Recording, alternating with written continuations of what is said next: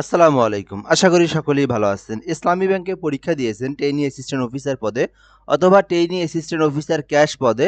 তো ভাইবার জন্য অপেক্ষা করতেছেন। তো আপনার জন্য আজকের এই ভিডিওটা। তো অলরেডি কিন্তু অনেকের এসএমএস আসছে, অনেকের এসএমএস আসে নাই। এই সম্পর্কে আজকের ভিডিওতে আলোচনা করব।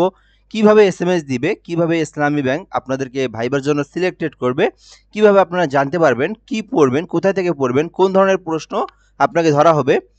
বিস্তারিত এ টু জেড আমি আজকের ভিডিওতে আলোচনা করব। অবশ্যই শেষ পর্যন্ত দেখবেন, তাহলে আপনি ভাইবা সম্পর্কে আমি মনে করি এ টু জেড আজকের এই ভিডিওটা থেকে আপনি জানতে পারবেন। আর কোনো ভিডিও বা কারোর থেকে কোনো কিছু প্রশ্ন, কোনো কিছু সার্চ করা ইউটিউবে, গুগলে কিছুরই প্রয়োজন নাই। এই ভিডিওটার মাধ্যমেই আপনার সকল সমাধান এটার মধ্যে আছে, এই ভিডিওর মধ্যেই। শেষ পর্যন্ত দেখবেন, চ্যানেলটাতে সাবস্ক্রাইব করে রাখবেন। বাংলাদেশের সকল সরকারি চাকরি সার্কুলার এই চ্যানেলে আপলোড করে দেওয়া হয়। তো এখন একটা বিষয় হচ্ছে, ইসলামী ব্যাংকে পরীক্ষা দিয়েছেন, কত মার্ক পাইলে আপনাকে এসএমএস দেওয়া হবে এবং এসএমএসটা কিভাবে দিচ্ছে। তো দেখেন, পরীক্ষা আলাদা বিষয়, ভাইবা কিন্তু একেবারে আলাদা বিষয়। পরীক্ষা চাইলে একসঙ্গে 10 লাখ মানুষের পরীক্ষা নেওয়া যায়, কিন্তু ভাইবা তো আর নেওয়া পসিবল না, কারণ একজন প্রার্থীকে ভাইবা নিতে মিনিমাম 20 মিনিট, 25 মিনিট, 30 মিনিট লেগে থাকে। তো ভাইবা কিন্তু আপনার চাইলেই এভাবে এসএমএস দিয়ে একবার সবাইকে ডাকতে পারবে না। তো ভাইবা আপনার গতকাল রাত্রে, অর্থাৎ 6 তারিখ রাত্রে আপনার মনে করেন বাংলাদেশে 500 জনকে এসএমএস দিয়েছে, ঠিক আছে? তো তাদেরকে আবার কাউকে 8 তারিখে ডাকছে, কাউকে 9 তারিখে, কাউকে 10, 12, 13 তারিখ পর্যন্ত ডাকার সিরিয়াল আমি দেখছি। যেহেতু আমাকে সবাই এসএমএস দিয়ে জানাচ্ছে, এর আগে আমি এগুলো সম্পর্কে অনেক ভিডিও তৈরি করছিলাম। হোয়াটসঅ্যাপে অনেকে জানাচ্ছে 13 তারিখে আসছে, কারো 8 তারিখে, কারো 9 তারিখে। এখন যে বিষয়টা সেটা হচ্ছে, কিভাবে দিবে আপনারা যদি এসএমএস না পান? তো এটা কিন্তু আপনার ওয়েবসাইটে কোনো দেখার অপশন নাই। এটা সম্পূর্ণ আপনার এসএমএস এর মাধ্যমে আপনাকে জানানো হবে। অর্থাৎ এখানে ওয়েবসাইটে ঘাটাঘাটি করে ওয়েবসাইটের মাধ্যমে না, শুধুমাত্র এসএমএস দিবে। তো এসএমএসটা কিভাবে দিবে দেখেন, এসএমএসটা আপনাকে গতকাল রাত্রে দিছে, আজকেও দিতে পারে, ঠিক আছে? আজকে 7 তারিখেও দিতে পারে, হতে পারে 8 তারিখেও দিতে পারে। তারা চাইলে 9 তারিখেও দিতে পারে। 9 তারিখে যাদেরকে দিবে তাদেরকে ডাকতে পারে হয়তোবা 20 তারিখে। তো দেখেন, এটা সম্পূর্ণ হচ্ছে ভাইবার বিষয়টা বুঝতে হবে আপনাদেরকে। ভাইবা আপনার একসঙ্গে ডাকা পসিবল না। তো এগুলো আপনার ধারাবাহিকভাবে পর্যায়ক্রমে আপনাকে ডাকা হবে। তো তারা যদি দেখে যে ভাইবাতে হচ্ছে সবাইকে সন্তুষ্ট হলো, তারপরেও তাদেরকে ডাকতে পারে। যেহেতু তাদের কাছে নাম্বার শিট আছে, মোবাইল নাম্বার আছে, হ্যাঁ?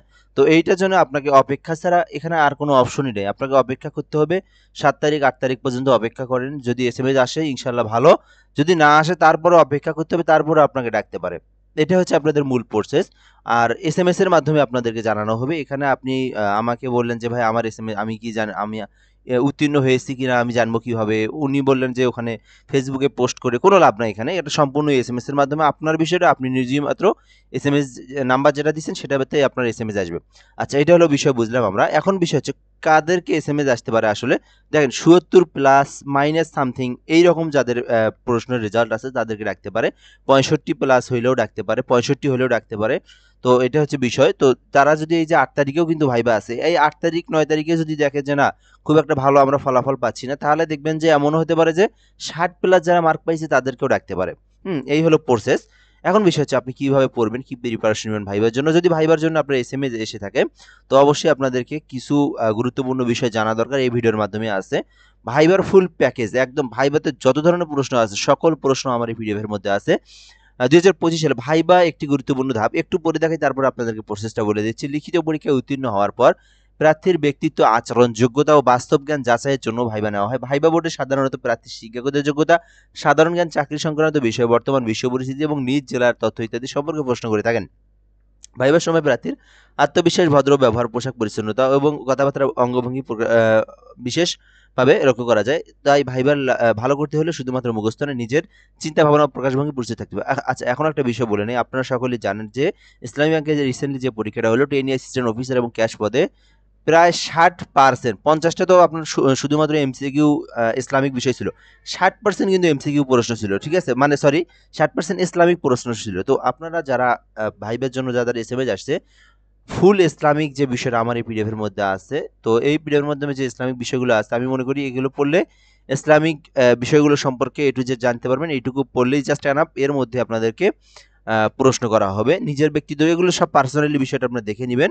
প্রশ্ন যদি ধরা হয়, সেটা শুধুমাত্র আপনার ওই ইসলামিক বিষয়ই ধরা হবে। এছাড়া বাকি যেমন ক্যাশ পদে যারা আবেদন করছেন তাদেরকে আপনার সামথিং আপনার ম্যাথ সম্পর্কে ধরা হবে। সামথিং ওগুলো আপনার পারবেন, সমস্যা নাই।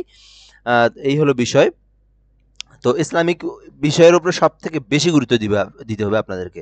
কারণ আপনারা তো জানলেই কি হইল পরীক্ষার মধ্যে। এইখানেও আপনাদের সেম ভাবে আপনার ওই ইসলামিক বিষয়টার উপরে সবথেকে প্রাধান্য দেওয়া হবে। সো এখন এই পিডিএফটা কিভাবে সংগ্রহ করবেন? পিডিএফটা আমরা সুন্দর করে সাজাইছি 2025 সালের ভাইবা সম্পর্কে। ইসলামী ব্যাংকের যে ভাইভাতে যে প্রশ্নগুলো ধরা হয়ে থাকে সেই প্রশ্নগুলো সম্পূর্ণ এ টু জেড আছে, নিতে পারেন। একদম মানে দিক নির্দেশনা এ টু জেড গাইড বলে দেওয়া আছে এটার মধ্যে। নেওয়ার জন্য এই নাম্বারে হোয়াটসঅ্যাপে যোগাযোগ করতে হবে। আমরা কিন্তু এর আগে যাদেরকে সাজেশন দিয়েছিলাম, যারা আমার সাজেশন থেকে পরীক্ষা দিয়েছিলেন, ম্যাক্সিমাম সবাই উত্তীর্ণ হয়েছে। কেননা তারা আমাদের সঙ্গে যোগাযোগ করছে, আমাদের থেকে নিচে তারাই আবার বলতেছে ভাই আমি উত্তীর্ণ হয়েছি, আমি উত্তীর্ণ হয়েছি, আমি উত্তীর্ণ হয়েছি। তো আমি তাদেরকে বলবো এসএমএস এর জন্য অপেক্ষা করুন, আরও সময় আছে আপনার। আজকেও আসবে কিছু এসএমএস, আগামীকালও আসবে। এই নাম্বারে শুধুমাত্র 50 টাকা নগদ বিকাশ রকেট আছে, তো আপনারা পাঠায় দিয়ে শেষ নাম্বারে বলবেন, নাম্বারটা বলবেন, আপনাদেরকে আমি পিডিএফটা দেবো। জাস্ট এটা আমি টাইপ করার যে পারিশ্রমিকটা সেটা নিচ্ছি, এর বাইরে কিছু না। 10-20 টাকা কম থাকলেও যদি প্রবলেম থাকে যদি বা না থাকে তাহলে দিতে পারেন, সমস্যা নেই। 01775830312 01775830312 এই নাম্বারে হোয়াটসঅ্যাপে যোগাযোগ করবেন।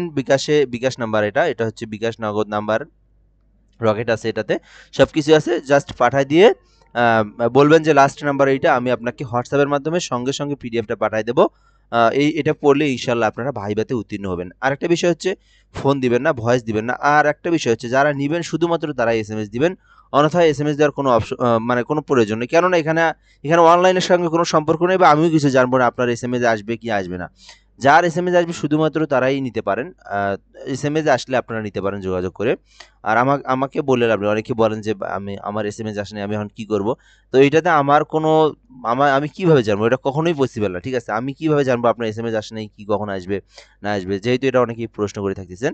তো শুধুমাত্র যারা নিবেন তারাই এসএমএস করবেন। আর আপনার এসএমএস আসবে কি না আসবে সেটা আপনাকে অপেক্ষা করতে হবে। কেননা এটা আপনার পরীক্ষার এমসিকিউ বা লিখিত না যে আপনাকে বাংলাদেশের সকলকে একসাথে এসএমএস দিবে। এটা এমন না। এটা আপনার ভাইবা।